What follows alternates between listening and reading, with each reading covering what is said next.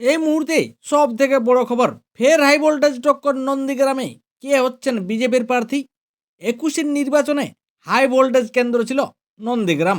গত 21-এর নির্বাচনে নন্দীগ্রাম কেন্দ্রের দিকে সকলের নজর কেড়েছিল, যেখানে বিজেপি প্রার্থী শুভেন্দু অধিকারী হারিয়েছিল তৃণমূল সুপ্রিমো মমতা বন্দ্যোপাধ্যায়কে। 26-এর নির্বাচনেও ফের নজর পূর্ব মেদিনীপুরের এই কেন্দ্রে। তৃণমূল ও বিজেপির প্রার্থী কারা হবেন তা নিয়ে এখন থেকেই জোর জল্পনা শুরু হয়েছে রাজনৈতিক মহলে।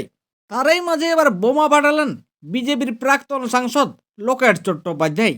গত রবিবার হুগলিতে একটি সভায় বিজেপির প্রাক্তন সাংসদ লোকেট চট্টোপাধ্যায় সাংবাদিকদের প্রশ্নের উত্তরে তিনি বলেন, এবার নন্দীগ্রামে শুভেন্দু অধিকারী জিতবেন।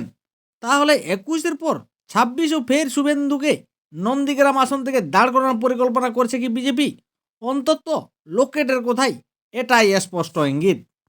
যদিও এ নিয়ে রাজ্যের বিরোধী দলনেতা শুভেন্দু অধিকারী কোনো মন্তব্য করেনি এখনো পর্যন্ত।